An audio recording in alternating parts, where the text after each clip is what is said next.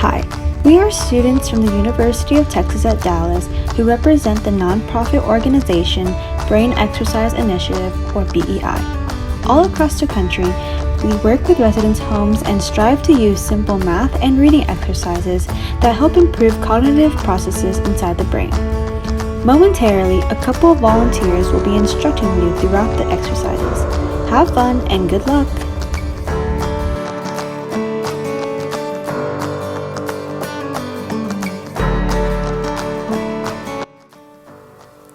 Hello everyone, I'm Ritika. I hope you're doing well. So today we will be doing some math exercises.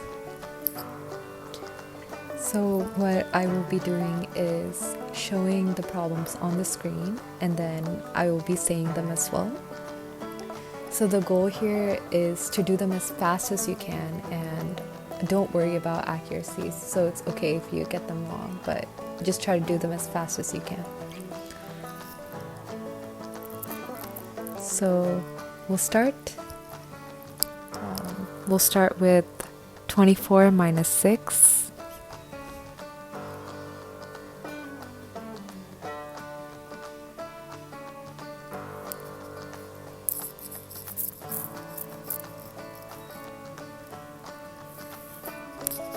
(18) divided by 2.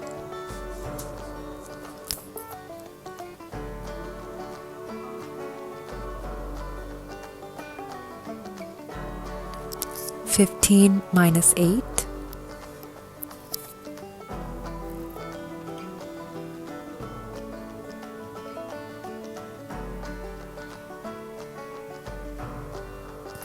7 minus 4.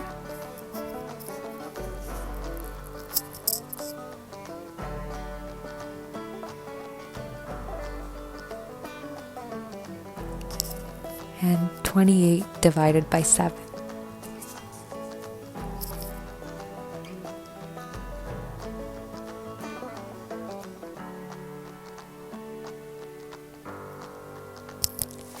18 divided by 6.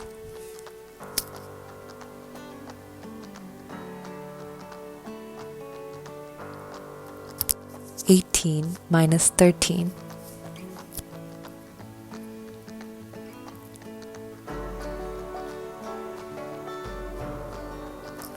16 minus 3.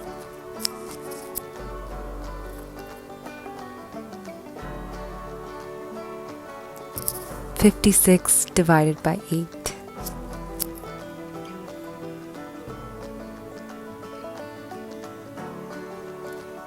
And 25 divided by 5.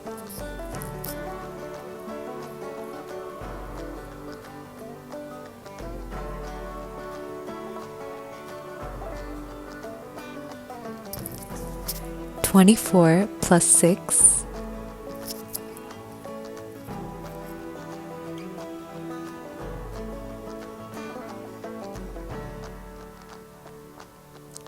9 multiplied by 8.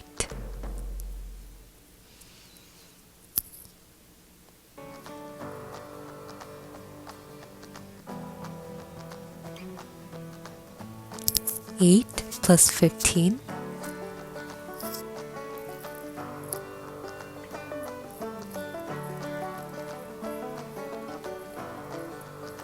7 multiplied by 4.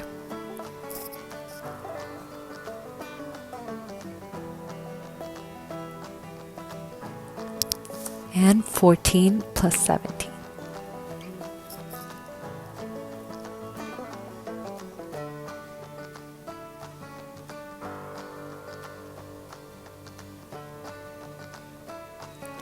Six multiplied by 6.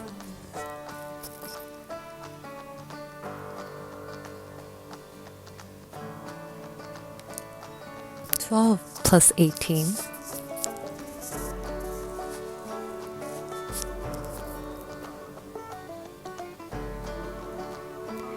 5 multiplied by 3.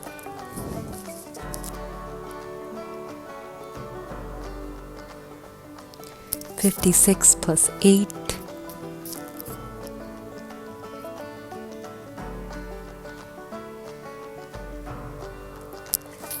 and 12 multiplied by 5.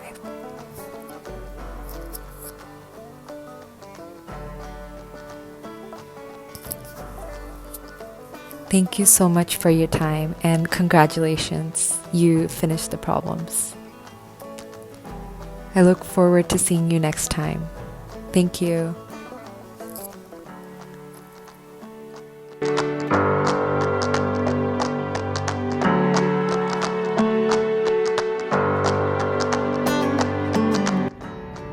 Hi, my name is Ryan. I'm a student at the University of Texas at Dallas, and today I'm going to be showing you how to make a Shinobi cube, just like this. Alright, right now we're going to learn how to make the Shinobi unit. I've already made one and just unfolded it just so we can speed up the process just a little bit. And because this is a video, feel free to stop me at any folds you might be stuck at. Alright, so the first step is we're going to fold this square piece of paper in half. Just like that. Be sure to crease, for every fold you do, crease that edge so you have nice clean folds. After you've done that, we're going to fold this left side into the middle, and same thing on the right side. And crease, and then open it up. Next, you're going to orient these 3 lines horizontally. And then we're going to fold the top left corner so that it lines up with this first crease, just like that. And then we're going to do the same thing for the bottom right corner. Just fold it so that it lines up with this nearest crease. The next step is we're going to fold these outer flaps inward. And be sure to crease your folds. And the next step is, if you see this line right here, we're going to fold this corner so that it lines up with this edge. Just like that. Crease, and then we're going to do the same thing on the other side. Crease. Once you've done so, we're going to take this flap and we're going to tuck it in underneath this other flap. Just like that.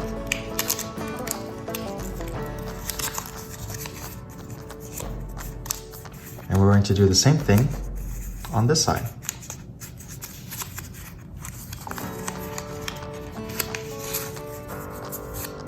Once you have done so, this is your Shinobi unit. Alright, once you've made 6 of these Shinobi units, we're going to start off with making our Shinobi cube. But as you can notice, these Shinobi units look a little different. What I've done is on this side where there's 1 line, I have folded the flaps inward towards that side, so that on the other side you have the side that has 2 lines. And we're going to do that for all 6 pieces. Once you've done so, we're going to grab 1 piece and a second piece, and we're going to make them perpendicular to each other, just like this. And you can see here that there's like this little pocket here which you can put the flap in. And that's exactly what we're going to do. And then we're going to grab another piece, and we're going to put this piece into the other flap, just like that. So you can see 3 pieces create something like this. Next step, we're going to turn this upside down. Make sure those flaps stay in there. And we're going to grab another piece. Do you see how this points to the bottom left and this points to the top right? We're going to orient this piece so that it's the opposite of that. Where this flap points to the top left, and this points to the bottom right. And you see that these flaps fit perfectly. Just like that. So once you've done so, you're going to notice that we have 4 sides of our cube. We're only missing our top and our bottom. So now this next part is going to be a little bit tricky. We're going to grab another piece, And we're going to orient it just like this on the top. Our first step is we're going to put this one flap in first. And then we're going to grab this other flap, pull it out, push your piece in, and then tuck this one in. Yes. Feel free to make any adjustments if you feel that your cube is falling apart, because it is a little bit tricky. So once you've done so, you have your top part, just like that. And then we're going to take the flap, and then we're going to tuck it into its respective pockets. And we're going to do it for this side, just like that. We're just going to put it in. There we go. Now we only have one side left to do, just like that.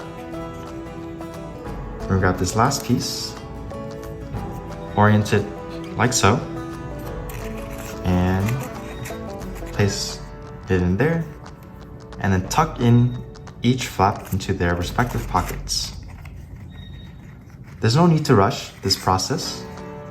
It is a little bit complicated and sometimes frustrating, but it can be done.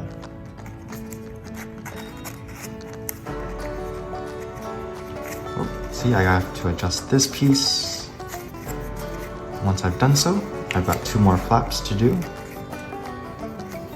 Just like that, push it in. And one last flap.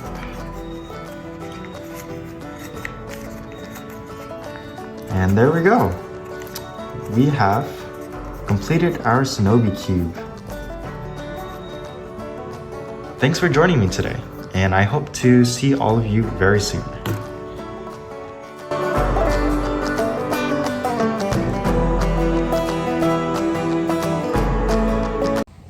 Hi, my name's Anuja Jayachandran, and I am a junior at UT Dallas, and I'm also a BEI volunteer. So today we're going to be reading about kindness and how it spreads. So the title is The Science of Giving: Why One Act of Kindness is Usually Followed by Another, by Jessica Cassidy. Small acts of kindness are sometimes powerful enough to make major headlines. In fact, you've probably read about or watched a few of these stories unfold in the past month. Here's how it usually plays out. One person will do a good deed, such as placing a cup of coffee on reserve for a homeless person, or paying off a stranger's layaway balance at Kmart. Then a trend will start, with more and more people getting in on the act. The result is a feel-good story for all. The benefactors are happy to have done a good deed, and the recipients are pleased to have been given a small but meaningful helping hand. However, the circle of generosity doesn't end there. In fact, it's exponentially bigger. Recipients of kindness generally want to keep paying it forward, says James Fowler, professor of medical genetics and political science at UC San Diego. In fact, in one of Fowler's studies, he found that a single act of kindness typically inspired several more acts of generosity. The scientific name for this chain of altruism is upstream reciprocity, but you can think of it as a domino effect of warm and fuzzy feelings. If you drop a quarter into an expired parking meter, the recipient of that small act of generosity will be inspired to do a kind act for someone else, and on and on. The helper's high. So, where do these good feelings come from? When you are kind to another person, your brain's pleasure and reward centers light up as if you were the recipient of the good deed, not the giver. According to research from Emory University, this phenomenon has actually earned the nickname helper's high among psychologists who study generosity, and some researchers theorize that the sensation is also due to a release of endorphins, those feel-good chemicals associated with runner's high. It's no surprise then that a 2010 Harvard Business School survey of happiness in 136 countries found that people who are altruistic, in this case, people who were generous financially, such as with charitable donations, were happiest overall. Of course, part of why giving feels good is because we know we're lifting someone else's spirits. Receiving a gift, assistance, or even an encouraging smile activates the brain's reward center, a phenomenon that's hard to explain but easy to feel. Just think back to the last time a stranger held the door for you or your partner surprised you with your favorite meal. The sudden appearance of these positive feelings is what helps keep the giving chain alive. Somebody who has just received a bit of kindness is elevated, happy, and grateful, making them likely to help someone else, according to a 2007 Harvard study. But there's more.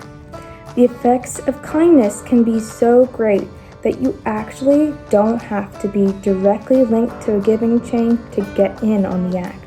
By simply witnessing generosity, you may be inspired to do something generous of your own, according to a new research from Fowler, who found that simply observing kindness can spur more acts of good. Humans often mimic behavior they see, and that includes generosity, which explains why some of these stories of small acts of kindness become bigger news.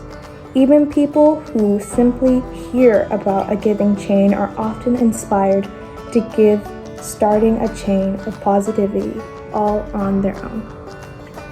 Yay, it's done. And I hope you guys enjoyed this little passage, and good job for sticking along. So I will see you guys later. Bye.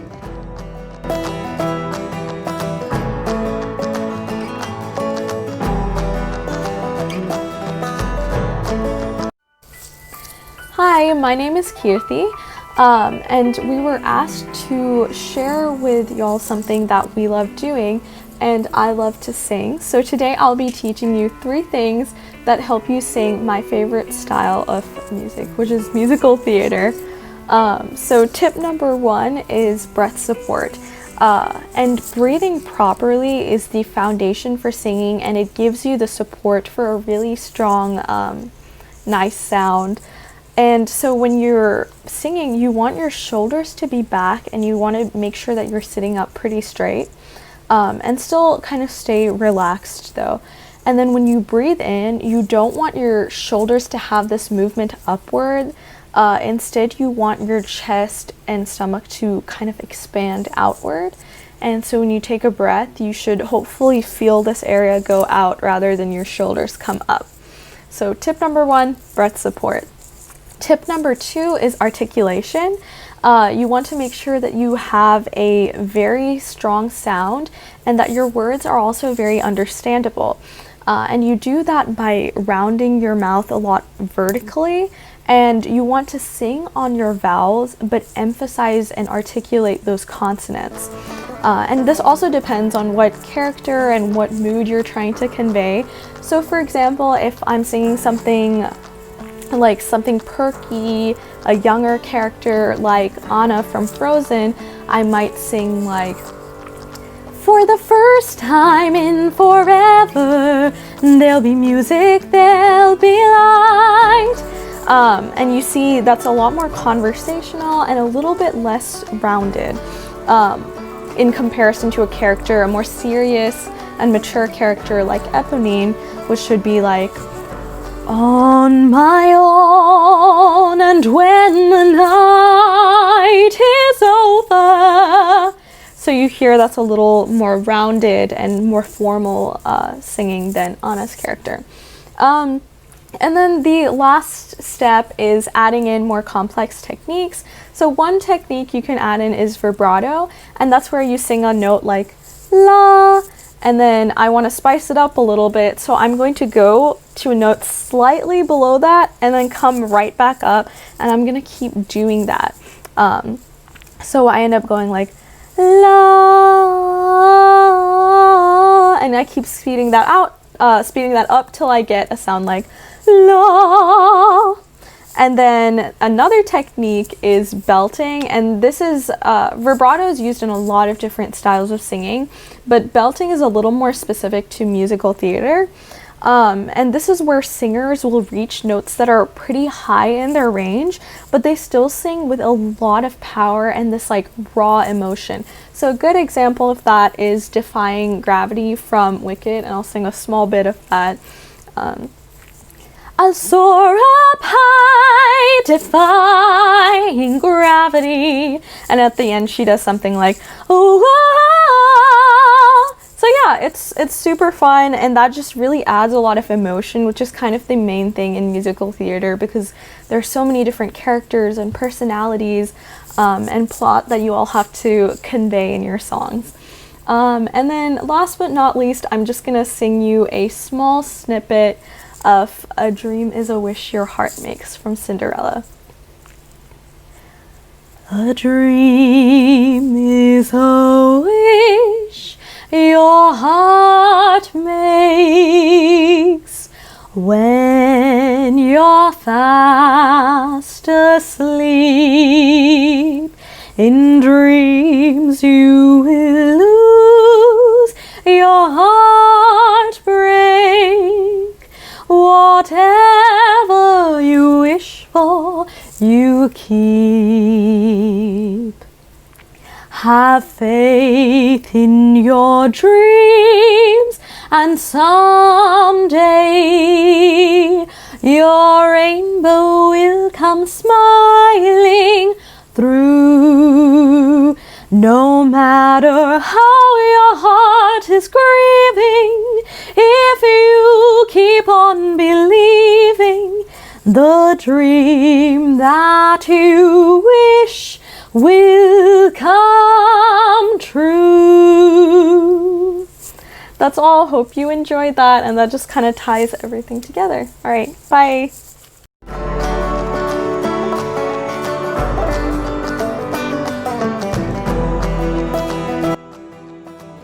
Hi there, my name is Sarah, and I'm a sophomore psychology student at UT Dallas. I'm minoring in public health, and I'm super excited to be here today.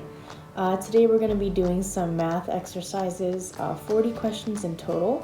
You have about 5 to 10 seconds each for every question, and try to do them as fast as possible. Don't worry about getting them right or wrong. I will be doing them with you, and I definitely won't get them all right. So without further ado, first one is 5 times 3.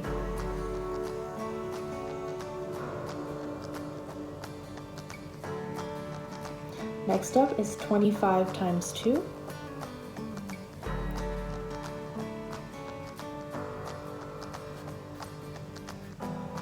Next is 10 divided by 2.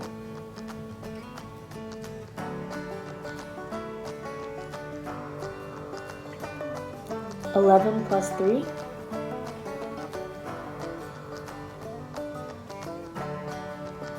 17 plus 1.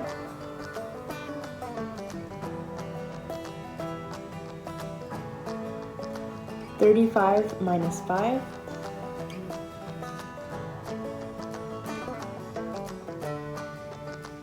20 divided by 5.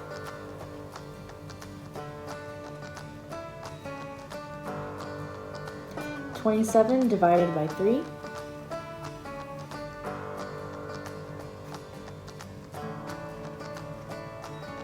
9 times 3.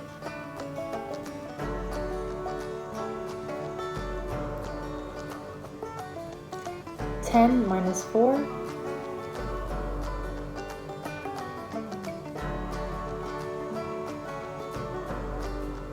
20 minus 7.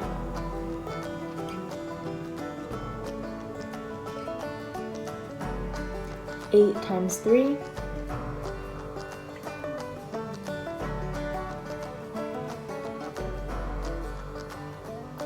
9 plus 1,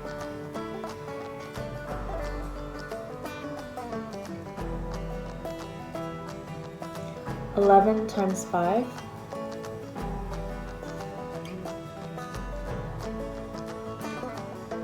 12 minus 5,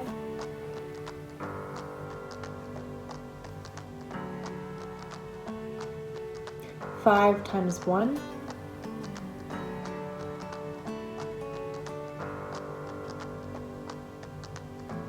10 divided by 5,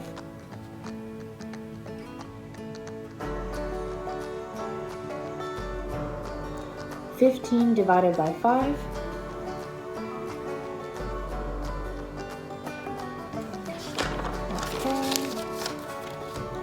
5 times 8,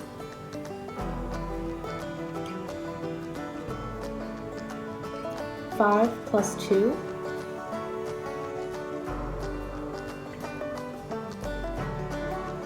3 plus 9,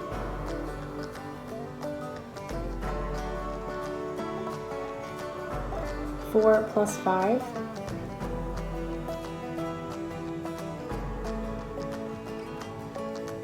7 times 3,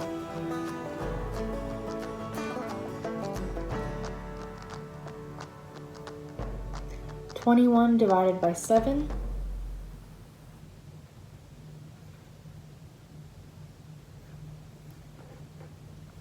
9 divided by 3,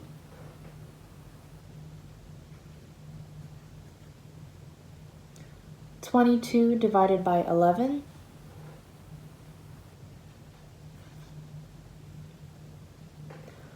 30 divided by 3,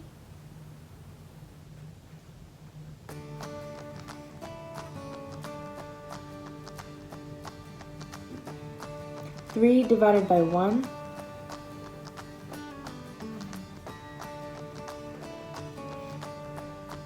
4 times 5,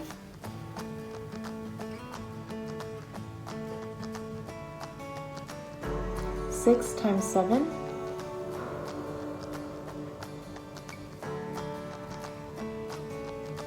6 times 5,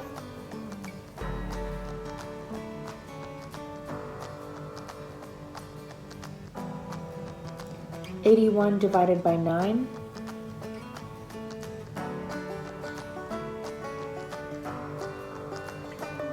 10 times 1,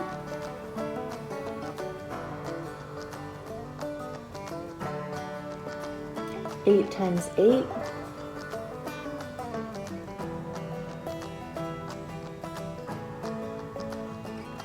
7 times 2,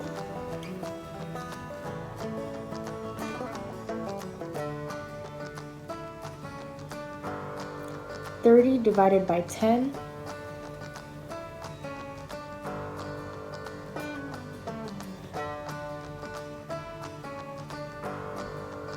15 times 2,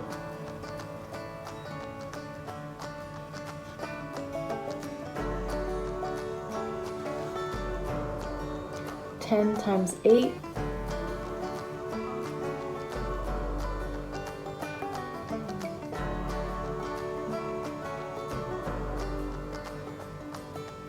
4 times 2, and finally 4 times 4. Okay, that's all 40 questions. Congratulations to reaching the end of the video. I hope you have a wonderful day and great job!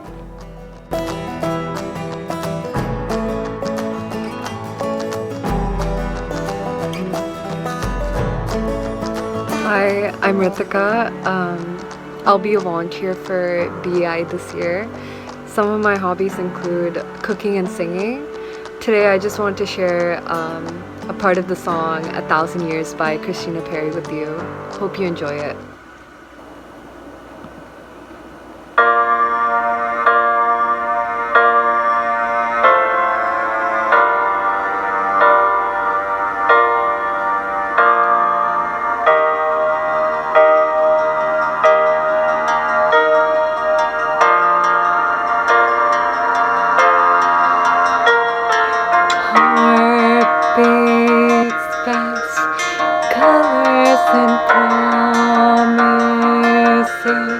how to be brave.